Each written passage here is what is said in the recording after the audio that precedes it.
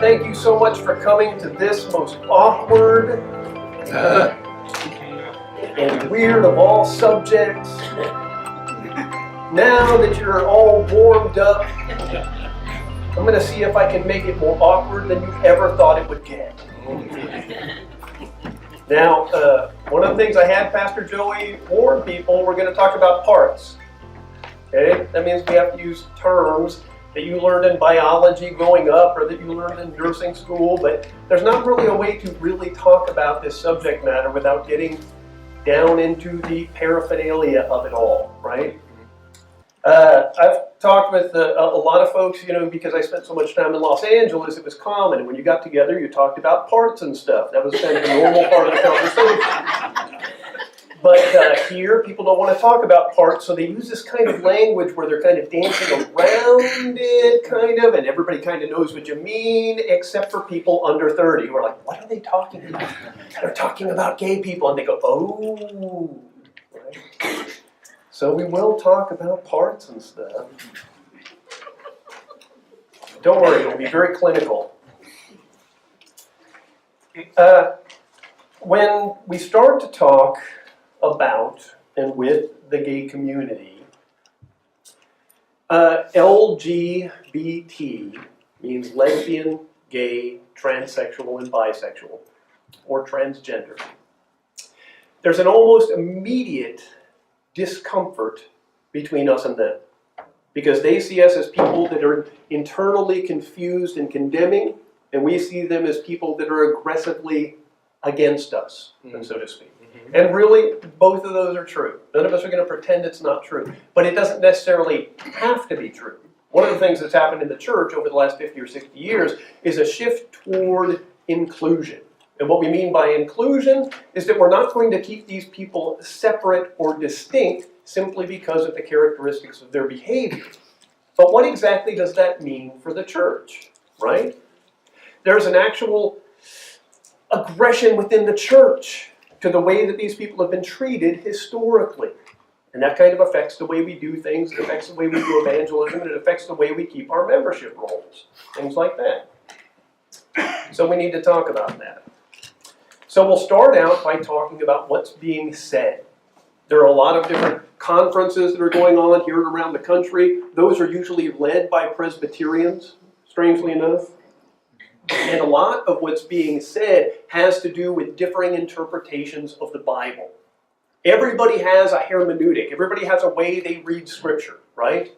There are historical hermeneutics, but over the last 100, 150 years, the way that people read the Bible has actually changed.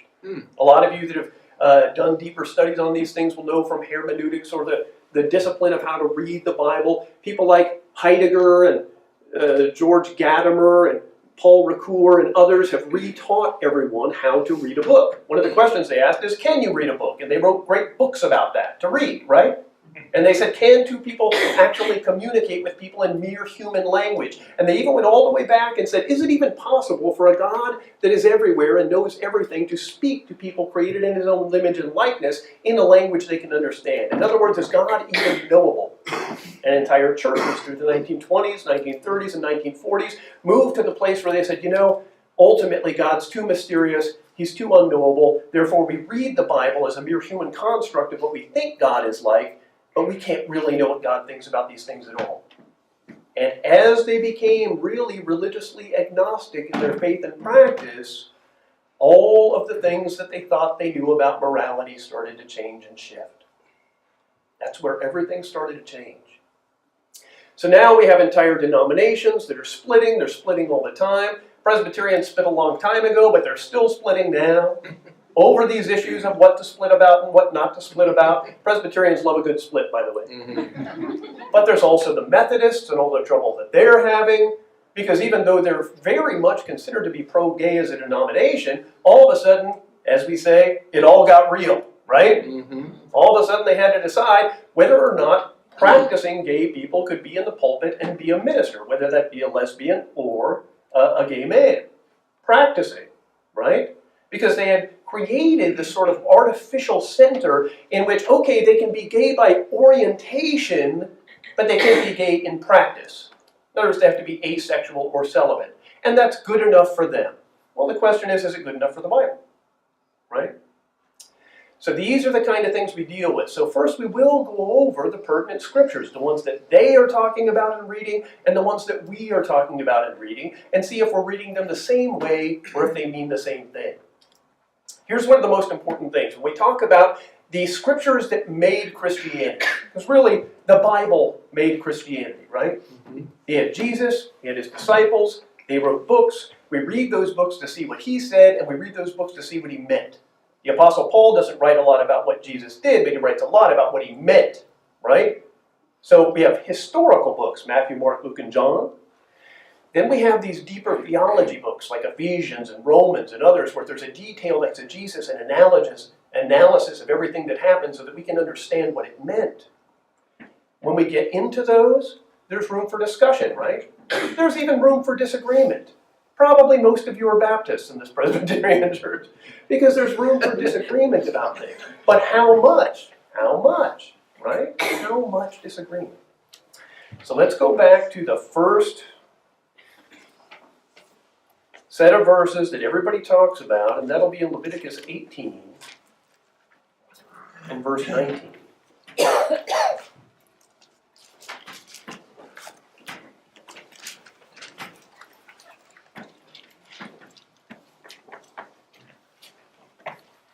This is in Leviticus, and it's very easy to dismiss Leviticus because it's not one of the cool, awesome books that you write commentaries on, right? When you were a kid and you started to try to read the Bible for the first time, you got to Leviticus and then you skipped to Revelation. That's what we do. Because it's heavy and it's hard stuff. So first we'll read the text and then we'll talk about two key components of the way the church is dealing with this now. These are sexual rules in the Bible. Because as much as we do not talk about this stuff, or this is not considered polite talk in the contemporary conservative church, everybody else is talking about it. And also, if God wrote it in the Bible, it's okay talk. Right? Verse 19, also you shall not approach a woman to uncover her nakedness as long as she is in her customary impurity. What? We know what that means, but it's not a direct translation. They mean when she's on her period, right? Moreover, you shall not lie carnally with your neighbor's wife to defile yourself with her. So there's this issue of being defiled. Adultery is not just the breaking of a covenant, it's actually a defilement of the person. And he says, and you shall not let any of your descendants pass through fire to Molech, nor shall you profane the name of the Lord your God. I am the Lord. One of the reasons that's within the sexual rules is because there were sexual consequences to the worship of Molech. And you shall not lie with a male as with a woman. It is an abomination. Nor shall you mate with any beast, nor defile yourself with it. Nor shall any woman stand before a beast to mate with it. It is a perversion. Do not defile yourselves. Now today what's happening in the church is we take these, and we take 4 of them, and we say those are still bad. But the one about a man lying with another man, we say was not actually a rule against personal defilement, but it has to do with the connotation of it being outside of the context of marriage, right? When we read through the entire chapter, which we can't do for the sake of time, what we see is there are very few things in here that we do not still see as a good moral rule. Now you'll all know from your study of the Bible and your Bible studies, we do not follow every rule and law of the Old Testament, right? The Old Testament was for old times, basically, and we're in the New Covenant, and we don't follow all these rules. So how many of you are willing to pass your child through the fire to Molech? How many of you think adultery is now a good idea? Right? When you go through these, we also come to the place where other people make this argument. Look, you eat shellfish, don't you? Yeah, and you marry people that aren't Jewish. There are all these things that we do now where we don't follow these old laws. Well, why this one about a man lying with another man? And there's always been a historical interpretation of this. Remember when we talked about the hermeneutic? Part of having a historical interpretation of Scripture is that it's historical. I know that sounds obvious, but let's think about it for a minute. If you come up with a brand new interpretation of a passage that you look back and it's never been heard before for 2,000 years, are you the genius that was able to figure this out? Or are you reading a remarkably different book than all the ones through history? We do not interpret the Bible by ourselves. I know our Roman Catholic friends say that. You guys just read the Bible for yourselves. No, we really don't. We read the Bible within the context of a flow of interpretation that goes back 2,000 years. Some of the time it's right, and some of the times it's wrong. But for 2,000 years, people have been saying this means that it's immoral for a man to lie with another man the way he's supposed to lie with a woman. Right? And now we take that one verse out, and we say, this is the one that passes away with the old covenant. Now, what we know from the study of the New Testament is the dietary laws, God actually says in the Bible, we're taught those don't apply anymore because those were symbolic of Christ to come. It was about the separateness of the people. And now that Christ has come, the dietary laws and a lot of these strange Old Testament laws that we joke about and things like that, they really don't apply anymore because they don't have anything more to teach us than as a remembrance, right? But all of these other rules, like you shall not murder, you shall not steal, you shall not commit adultery, keep the Sabbath. I'm just kidding, it's a Sabbatarian joke. Again, you guys don't get that. All those, they're still on the table. We know in our reading of the Bible that the morality and the ethical components of Scripture, as they were written into the Old Covenant, because those people had to have ethics too, those have moral continuity. Jesus did not come and say, you are no longer under the law, therefore you shall hate each other's guts and murder each other. Right? The sexual aspects of this, the things that are an expression of the divine law, they have continuity under any possible covenantal status. Now I know that's a long sentence. Let's talk about that for a minute. Let's go back and talk about the law from historical perspective. This is especially from Augustine and Aquinas, but these are the two most influential Christians that ever lived, and every church lives in their shadow. They do. If you're a Protestant, you're mainly an Augustinian, whether you like it or not. And if you're a Catholic, you're mainly a Thomist, whether you like it or not, because those are the two most influential thinkers. But they both said this about this. Before God created anything, the Father, the Son, and the Holy Spirit lived in a perfect relationship of love. And God's law was already there because it's the moral nature of God, not things He made up after the fact. Right?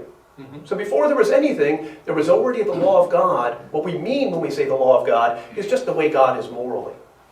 So then He created, in His own image and likeness, a being after His own image and likeness. He drew him up from the clay, from the dust, and He breathed His breath into him, and the man became a living being.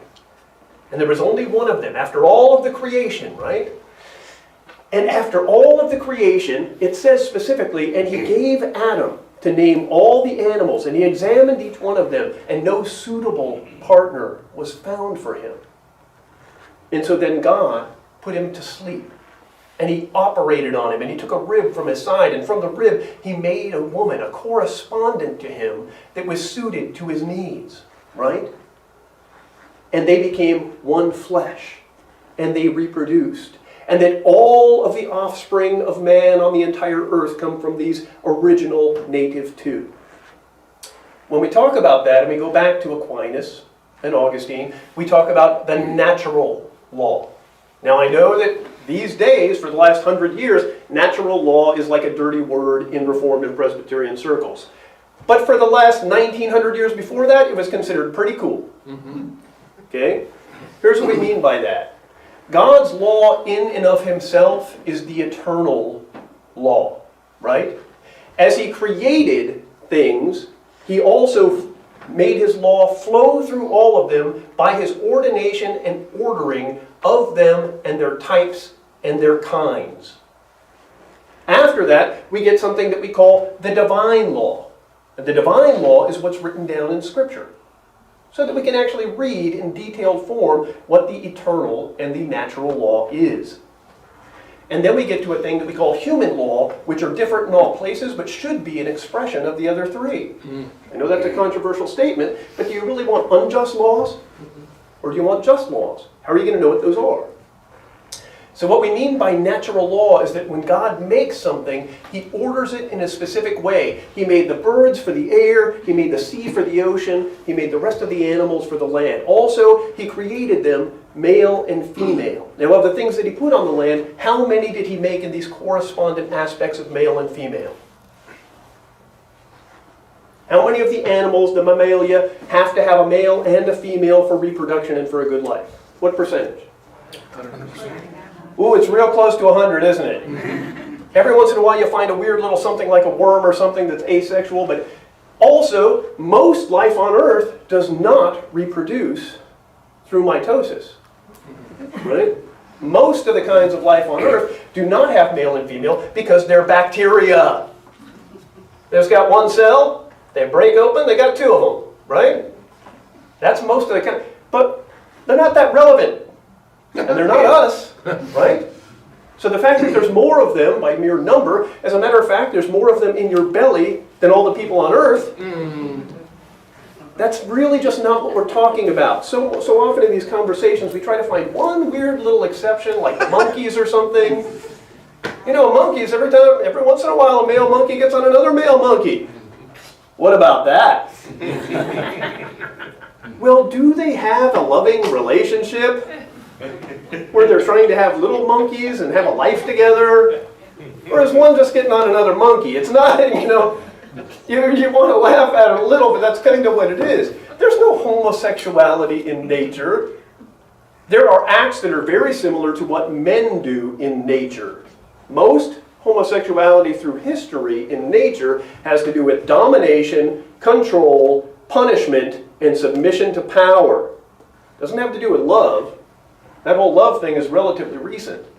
My first and biggest exposure to classical homosexuality was when I got to the university and I had to read Plato and Aristotle. How many of you had to read Plato and Aristotle?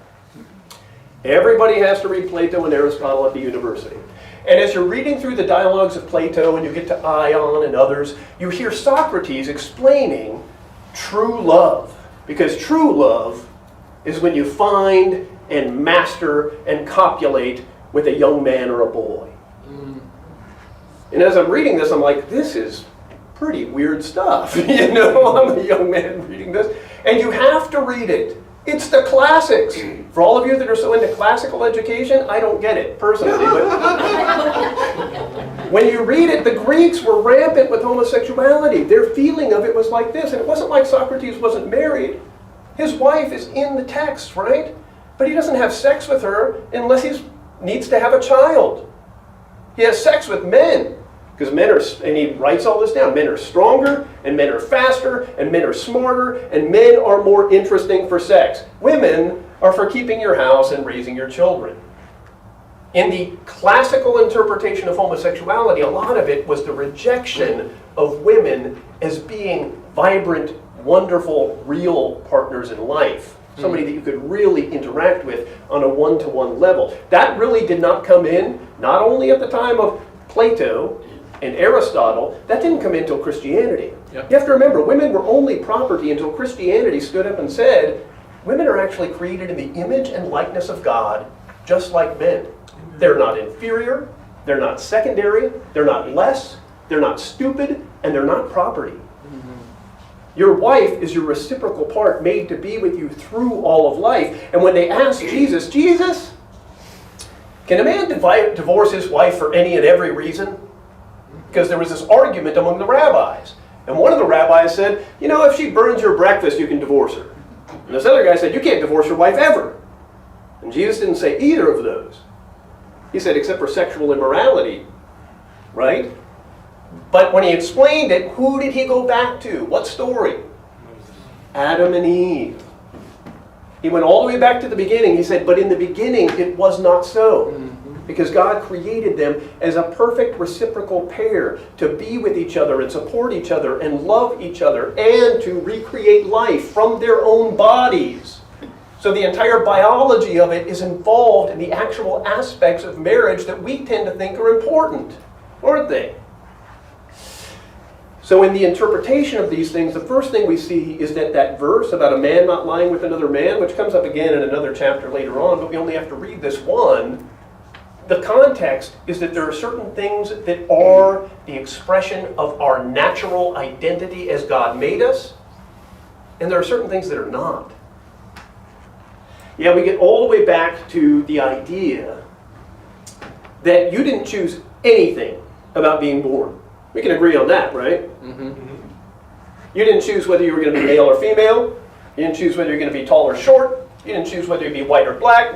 Didn't choose whether you'd be rich or poor. How much did you really contribute to this? You were just along for the ride, right? And then you are born, and you get to a certain place where you can question those things, but everything that you are, God made you not from your birth, but from your conception, right? We know now, because we can track it through medicine and through science, that a person is already male or female genetically from the first time that egg splits. You were already what you are. What you are was ordained for you. You do not choose it. You don't get to contribute to it. You don't get a vote. Well, how can that be fair? God is not trying to be fair with you. God's making what he wants to make, and he's doing what he wants to do. Yes. Now, he loves you, and he cares for you, and he wants you to thrive and succeed and be nourished and become everything that you can be in what he made you, but he's not really trying to submit all things around you to your own personal preferences. Wow. If you come into the world male, you're a man. If you come into the world female, you're a woman. And what's expected of you is to choose to be what you are. Now, I know that's a little heavy in contemporary circles, where the same philosophy of people like Heidegger and Ricoeur and even Richard Rorty and others say, really, because of the evolutionary bias of creation. What I mean by that is, because we just happened by accident, and we're really just a collocation of atoms in the void with no real meaning. The only purpose in life is to become whatever you want to become and do whatever you want to do, which makes us empty. Now, we are really nothing. So, of course, we can choose to be anything. You want to choose to be a houseplant? You choose to be a houseplant, right? I'll come and water you twice a week. But it is not going to change what you are at all. These are the strictures of science and biology, right?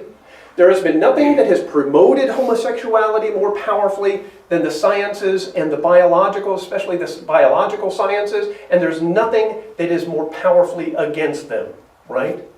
Because here's what we start to find. The entire design of the woman, of the female, makes her incredibly different from the male. And that for the ultimate expression of all of those different parts, we get to the place where we need somebody that is not of the same gender, that is not of the same biological sex, right? We also get to this idea that many times what we think of as our gender, being a man or a woman or a boy or a girl, is ultimately just details on that original biological design that we can't change at all when we come into the world with it, right? Women get pregnant, men don't. I know if the sciences continue for another 100 years, all you guys could be pregnant, but it hasn't happened yet, right? Really? We are trapped, in a sense, in this way that God made us, and he is not going to change it for us. As a matter of fact, if we embrace it, that is the means to what we call ultimate human flourishing. Ultimate human flourishing is when you grasp the happiness of being everything that you are, and you love being what you are without thinking you need to change what you are for other people or their perceptions or what they need you to be. Where you can just be between you and God and be happy in that thing. So in regard to reproduction, there was a time when you wouldn't have to do something like this, but this time is not today. Here is, according to some of the most scholarly works currently available on reproduction, the female reproductive system consists of paired ovaries and oviducts, the uterus, the vagina, the external genitalia, the mammary glands. All of these structures have evolved for the primary functions of ovulation, fertilization, ovum by a sperm, and the birth and care of a newborn. The components of this system are integrated structurally and physiologically to these ends. Now, in case you think, well, that sounds like maybe a Christian wrote this. This is not written by Christians. I looked these people up. They teach at places like the Mayo Clinic, and they teach at places like the major medical schools in the United States, but they're not trying to help us. They just can't not help us. They're stuck with the biology as much as we are, right? We're all stuck with it. The anatomical features of the female that distinguishes them from males are female sexual characteristics. In standard terminology, the female primary sexual characteristics are the internal structures of the reproductive system, including the ovaries and the female's sex accessory ducts, including the vagina as well as external genitalia. Female secondary sexual characteristics include those external features except external genitalia that distinguish an adult female from an adult male. These include enlarged breasts and the characteristic distribution of fat in the torso. Even our fat is trapped in this. Now, you know what I'm saying here? And they go on. Of course, this goes on for 250 pages. I read all of them. I went to school. I took biology. I cut up a frog. I did the whole thing, right? And one of the things that they tell you in no small amount of detail is that the woman's body and everything about it is incredibly different from the man's. Now, the discussion is about, all of the neuroscientists have said, the woman's brain is really incredibly different from the man's. The way it functions and everything that it does is different from the man's. These aren't things that we're imposing upon the world, even though God talked about them 4,000 years ago, and that hasn't really changed recently. We all need to understand these are not things that we are imposing on anyone. These are things that have been imposed on us, and we're just kind of recognizing the outline of God's work. Now, here's the thing about the vagina that's very different from other things. It is, by its design, and this is in the language, receptive. It is receptive and ordered and seems to be designed in a very specific way for the insertion of a penis. That's just what it is, right? It is the exact length, it is the exact width, it stretches, it is inclusory, which means that when sperm comes into the vagina, it is ready to absorb it and take it to find an egg for the purpose of reproduction. It is just made to take in penises, right? And that is not shocking at all, and that's not even really interesting, because if the birds do it, and the bees do it, even the flowers and the trees do it, right? And if porpoises do it, and if whales do it, and if bears do it, and if cows do it, everything's doing it, right? It's not hard math, right? It is so universal that to deny it even for a minute is kind of like, what in the world is happening to our rationality? It is a universal law of nature. This is the way all this stuff works, because they're different. The male reproductive system. The male reproductive tract includes a pair of testes, which produce the male sex cells, gametes, called spermatozoa, or sperm. The word testes is derived from the Latin word for a witness, or to testify. In ancient times, men put one hand over their genitals when taking an oath. That also has to do with why God's sign was circumcision. The testes of the male accessory ducts, which receive, store, and transmit sperm, and the sex accessory glands, which add substances to the ducts, as well as the external genitalia, are all male primary sexual characteristics. The general location of these structures is shown, and the male secondary sexual characteristics include all those external features except external genitalia that distinguish an adult man from an adult woman, and these include larger muscles, greater average height, facial hair, and a lower voice, etc., etc., etc. You guys know what I'm talking about. But it seems that this penis is amazingly well designed for the specific issue of an interaction with a woman's female genitalia, right? That's not a guess. And remember, they're not on our side. Now I want to bring the most uncomfortable part of this entire talk to you, okay? The male also has another thing. This is the reproductive system. We all understand the reproductive system, right? It all happens down here. The woman, of course, also has a womb, a uterus, in which she can hold a child and all of that, and the man does not have one, but he does have an anus, right? And everything about the anus is different than the vagina. Everything about it is different. First of all, is the anus Is it part of the reproductive system? We got nurses in here. You're kind of going, is he asking me? Simple thing. We have a nervous system, right? We have a muscular system. We have a skeletal system. We got all these. We got the circulation system. Mine's only going to last a couple more years, but it's still. We have different systems. We have a reproductive system, right? What part of the body does the anus have to do with? It's the digestive system. But what part of the digestive system? You eat food, it goes into your stomach, all of a sudden all this bile and junk comes out of your liver and stuff like that. I mean, all the water goes down into the kidneys and then you pee it out as urine, but all the rest of the stuff, it goes into the small intestines and it rides around in there for all those things. And then it goes into the large intestine, and that's a crazy ride because it goes up and down and over. What comes out of an anus? Babies? It is, and in this literature, it is the most disgusting place in the human body, with the highest concentration of poison, undigested eaten matter, parasites, bacteria, everything bad that goes into your body that it can't get rid of through another means, it takes out of the rectum, right? It piles up in there, and then it is eliminated from the body, and everything about the vagina is an invitation to come in. Everything about the rectum and the anus is, let's get it out. All the muscles are set up that way. They're banded in ways to keep stuff out. It's no place anybody wants to go. It wants everything out. And the entire musculature of it squeezes and squishes to get everything out of there. And let me tell you something rather disgusting. There's a reason that you don't go in the bathroom when other people are using that facility. Because it smells. Because it's rotting fecal matter filled with bacteria and rancid meat and other things that you're just trying to get out. And if you get too close to it, it'll make you throw up. And that is really a designed, or if you're of this persuasion, an evolutionary design to keep you from getting close to something that is dangerous, poisonous, and horrible for you.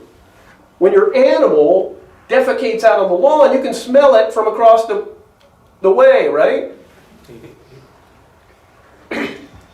So when we start to say with magical language that everybody knows doesn't make a sloppy bit of sense, that for a man to, instead of being physically attracted to a woman and a woman's vagina, it's totally normal if he's physically attracted to have sex with another man's rectum. We know we're not talking science or knowledge at all. Now, I'm not saying all of this stuff is written in the Bible, but the Bible has a strong witness of natural law and nature. And when it talks about these things, many times it uses the word by nature. The natural things are excluded and replaced for unnatural ones. That's the language it uses, so that's the language that the church has used, right? It's also the language that the sciences use, right? So we make this step and we say we understand that there is no biological explanation for homosexual behavior, right? But perhaps there is an evolutionary advantage.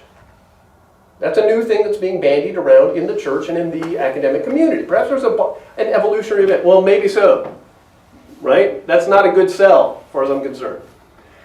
But also, perhaps it's a fully psychological persuasion. And that's something that resonates with me. Because one of the other things we have to talk about is this thing about an orientation. The church has never had orientations before, right? As the pastor said, there have been laws against sodomy and things like that because it was considered a phrase from all the old laws, a crime against nature, right? And a crime against nature was just their short way of saying, it's against the way God made us, you know? So obviously there's something wrong with that. But when we get to the place where we think it's psychological, then we as the church, that's really our domain. Freud didn't figure out everything about psychology. It seems that he figured out almost nothing about psychology, which is, he confused psychology for about 100 years, and now we're trying to climb our way out of it, right? Yeah. But psychology and the orientation is the thing that you love and have the intent to do. Here's the thing about Jesus' teaching on the law, because Jesus totally taught the Old Testament law. He did it all the time. People get confused because he overturned so many of the laws, but he overturned laws like the Passover law that you have to kill a sheep, right? Because he was the lamb, right? And that you have to do the sacrifices with the high priest because he was the sacrifice. So everything he fulfilled, he passed by. But the moral things, Jesus was pretty moral. He had a pretty easy time getting on people about, you need to get straight, right? There was this one time when the Pharisees and the Sadducees were coming at him, and he said, you people travel over land and sea to win a single convert. But when you do, you make him twice as much of a son of hell as you are.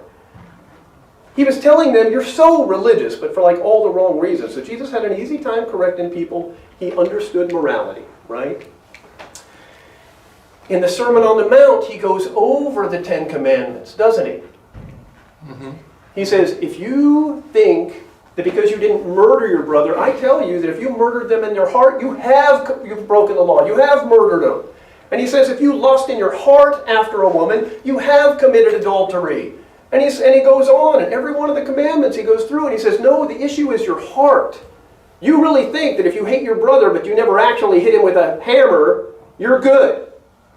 And he says the real essence of the law is so in the heart that if you have the inclination, if you have the orientation toward the act, that is where the sin is.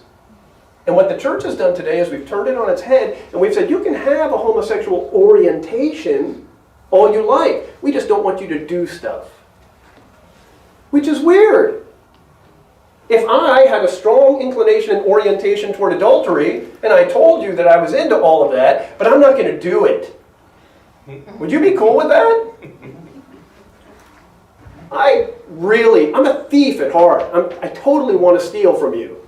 And by the way, how much you got on you? But it's okay, I can be your pastor because I'm not actually going to steal from you. I would just really like to steal from you.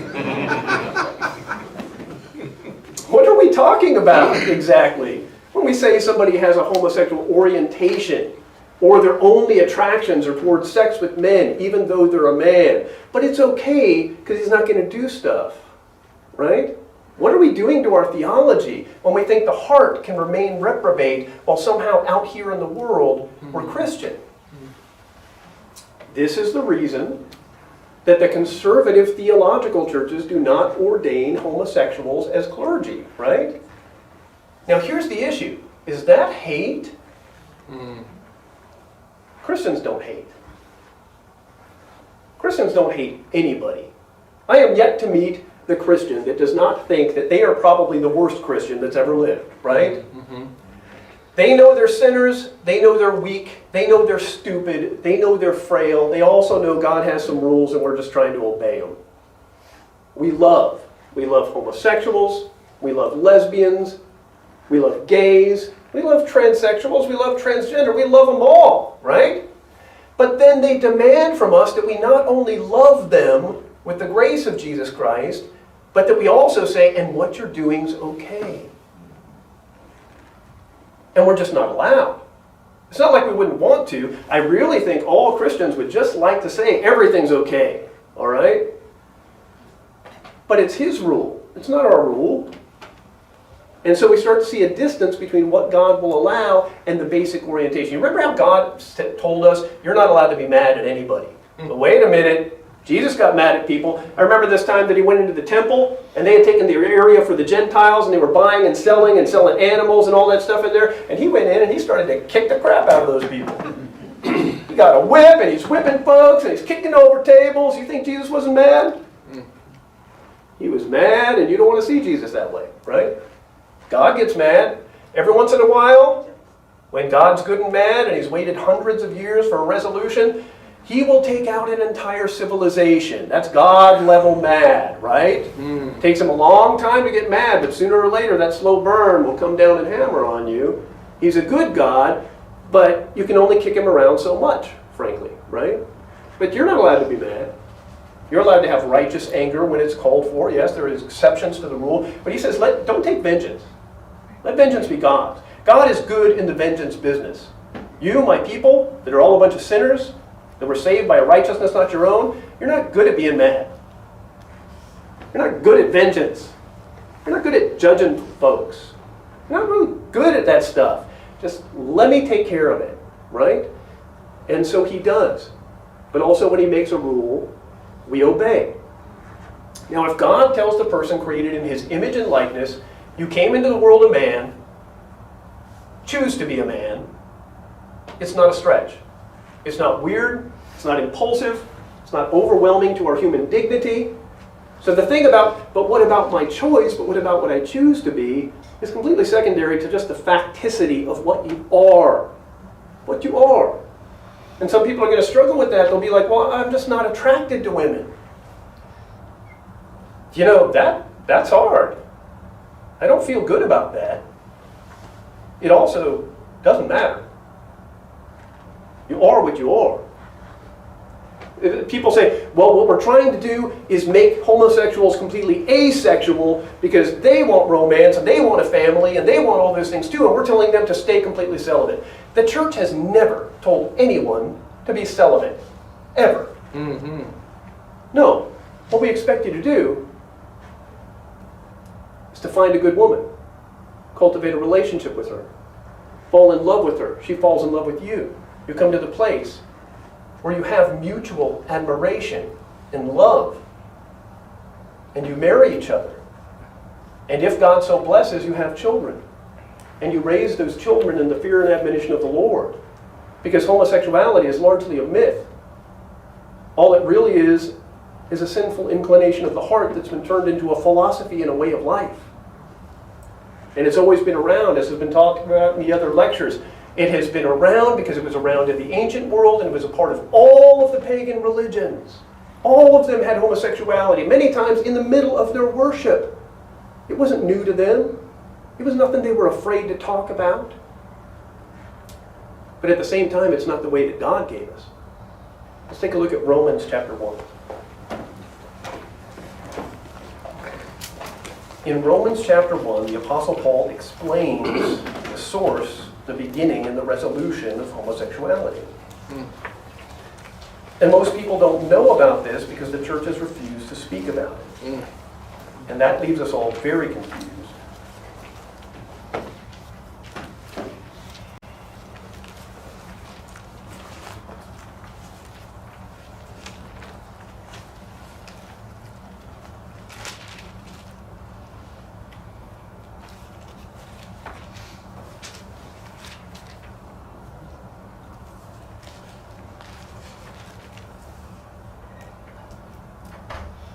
Sorry, it's going to take me just a second here.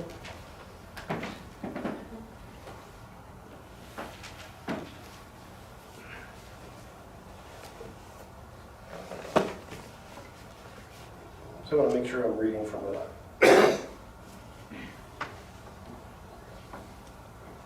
different translation.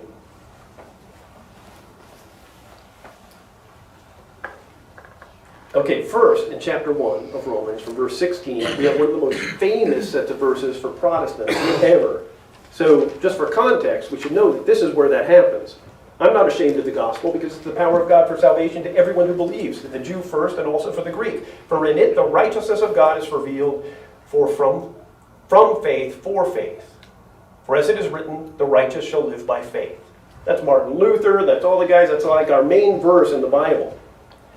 The next verse starts, for the wrath of God is revealed from heaven against all ungodliness and unrighteousness of men, who by their unrighteousness suppress the truth. So one of the presumptions in here, one of the presuppositions is that there's actual suppression of truth within the building of a person's mind and soul toward homosexuality.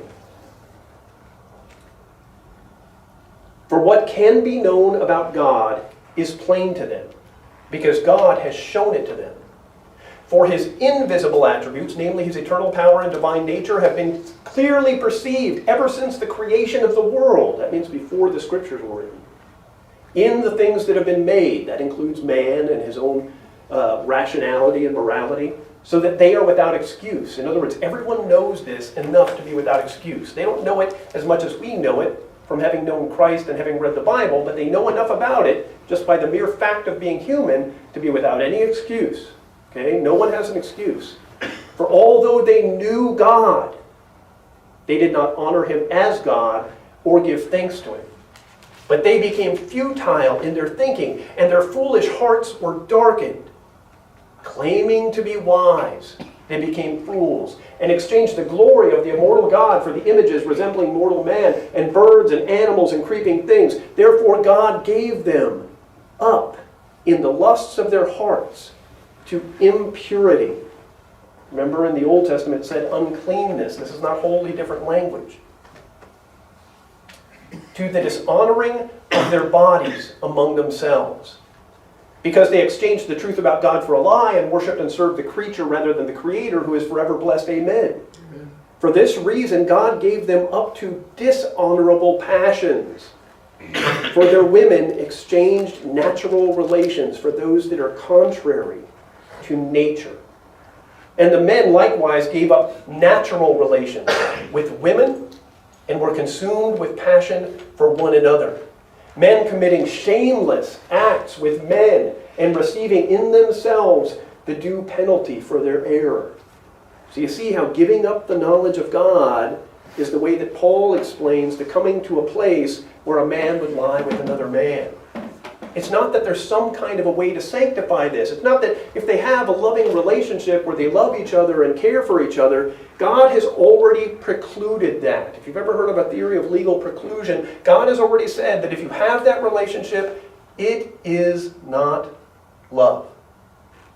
Not the way God talks about love. Mm-hmm. There are mere human loves. People that aren't Christians love each other. There might be that kind of thing. There might be that kind of normal human level animal love and appreciation of other people. But when you get to the place where you're talking about God's love, that's not the love He ordained. He's not going to interpret it as love for you.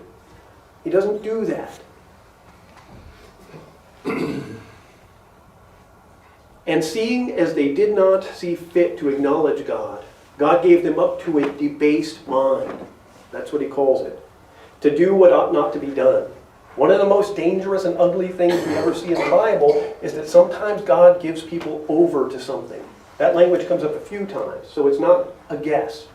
Where people wanted to do something, and they did it, and they enjoyed it, and they turned their backs on Him, and they laughed at Him, and they dismissed Him, or even worse, they did the thing that is the surest way to understand that a person is not regenerate.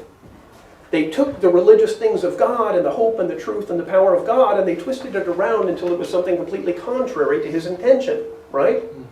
There's this thing about when a thing becomes a perversion rather than just a sin, where now we are not only assenting to, but promoting and trying to get others to indulge in our very sinfulness. Yeah. Now that is the thing that tells us with an almost unmistakable edge, that's when a person's not a Christian. Right? So they were filled with all manner of unrighteousness, evil, covetousness, malice. They are full of envy, murder, strife, deceit, maliciousness. They are gossips, slanderers, haters of God, insolent, haughty, boastful, inventors of evil, disobedient to parents, foolish, faithless, heartless, ruthless. Though they know God's righteous decree that those who practice such things deserve to die, they not only do them, but give approval to those who practice them. This is the worst accusation and analysis of a person's character in the entire Bible. You're seeing it right here in Romans 1. It's not in an obscure book. It's like the number one book in the New Testament for understanding God. It's the whole Bible in one book. And this is the way he describes not only what this characteristic is, but what it produces in us. How can we say that a person can be so blind to things that they start to interpret themselves as completely contrary to their ordained design? They look at their own body and they see something different. They look at who they are and they see something completely different. And it calls it the repression of truth and unrighteousness.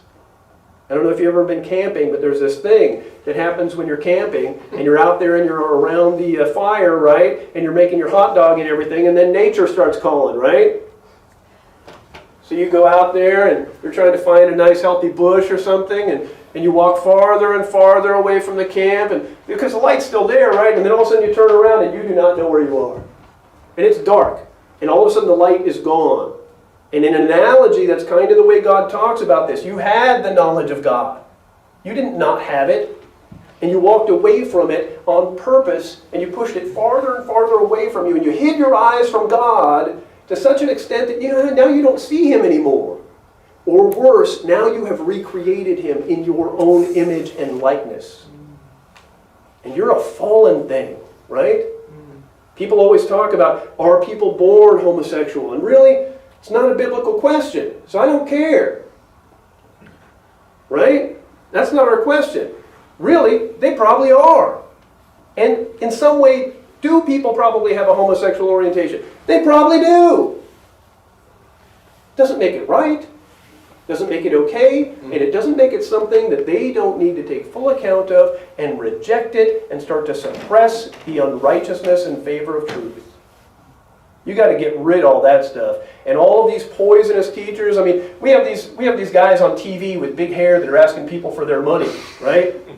And they're like, Jesus wants you to send me your money. And then they buy a jet, right? Well, these guys that are writing these books and telling people it's okay to be a homosexual and you should just marry other men and stuff, they are 10 times the poison of the faith healers and the money grabbers on TV. Worst thing that's going to happen with one of them is some faithful person with good intentions is going to lose their money. But these people that indulge this lifestyle, they are going to lose their souls. So I know these are hard teachings, but it's a hard subject. I try to talk about it the best I can. But everything that we are is tied up in this. Your identity as a person is something that was a gift to you by God. We need to embrace it.